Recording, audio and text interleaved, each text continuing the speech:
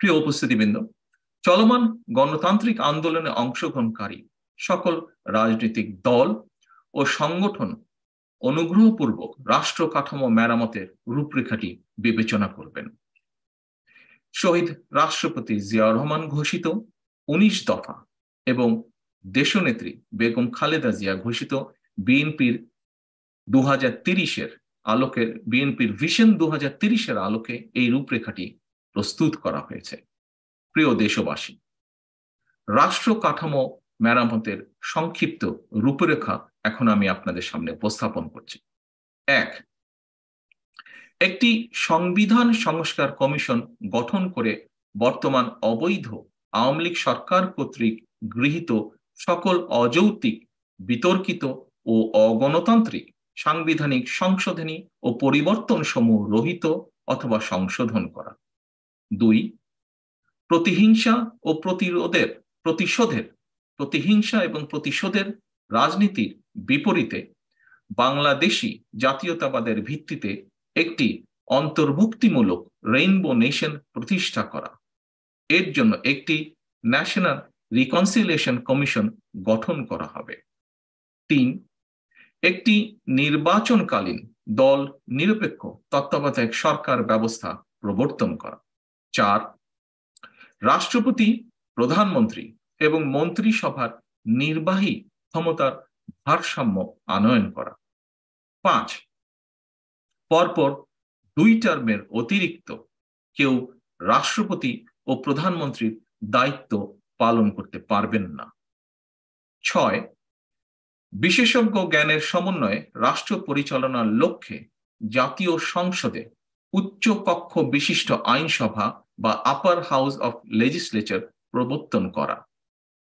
7, সংসদ সদস্যদের স্বাধীনভাবে মতামত প্রদানের সুযোগ নিশ্চিত করার লক্ষ্যে সংবিধানের 70 অনুচ্ছেদ সংশোধন করার বিষয়ে বিশেষভাবে পরীক্ষা নিরীক্ষা করে দেখা হবে।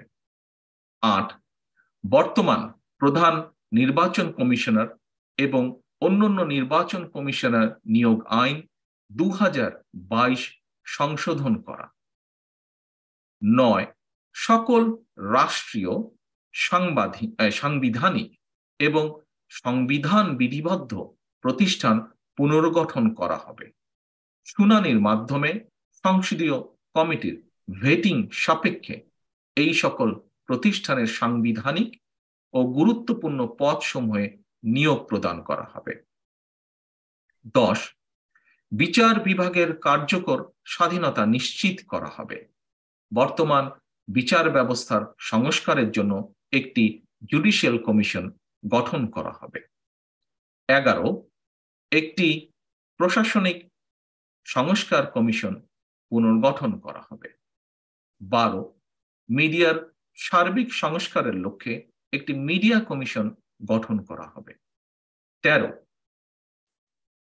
প্রিয় উপস্থিতিবৃন্দ, 13 নম্বরটি এমন একটি গুরুত্বপূর্ণ পয়েন্ট যার কারণে দেশের অর্ধেক সমস্যা, অরাজকতা, অর্থনৈতিক খাত সহ বিভিন্ন খাত যার জন্য দায়ী।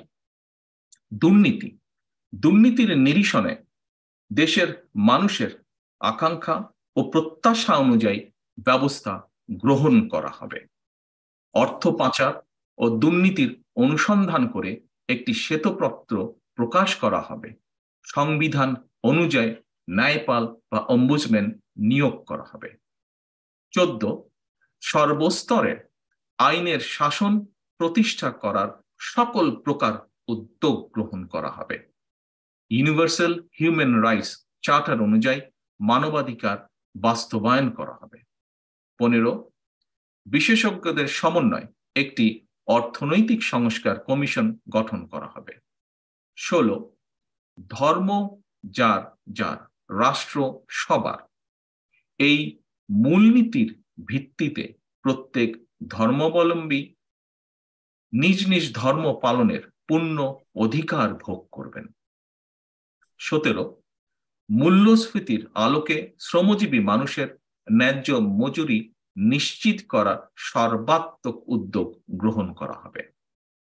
18, বিদ্যুৎ, জ্বালানি ও খনিজ খাতে দায়মুক্তি আইন সহ সকল কালাকানুন বাতিল করা হবে।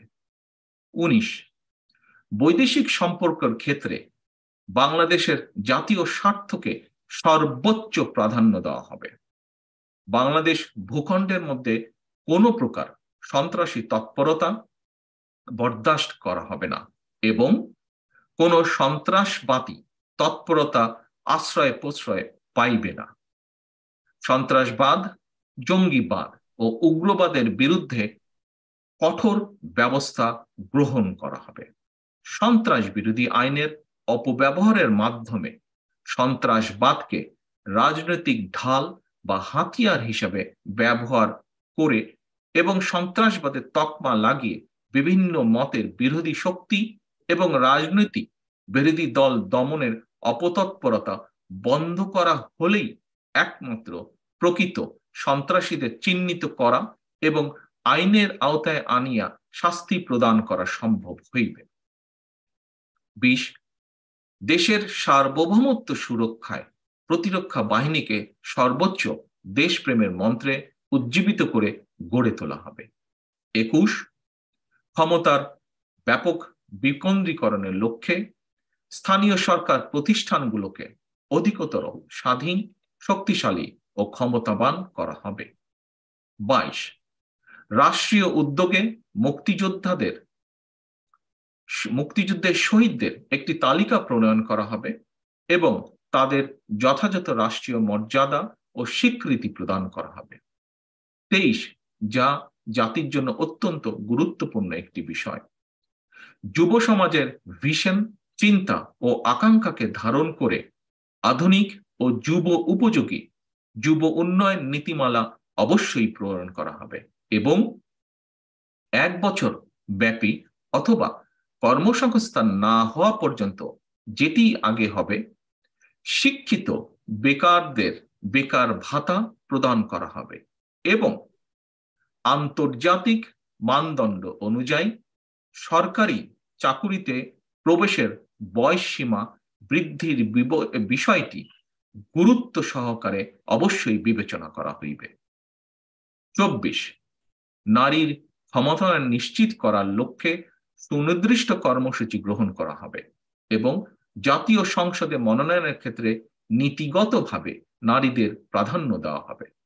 25, চাহিদা ভিত্তিক, নিড বেসড ও জ্ঞান ভিত্তিক নলেজ বেস শিক্ষাকে প্রাধান্য দেওয়া হবে অবশ্যই।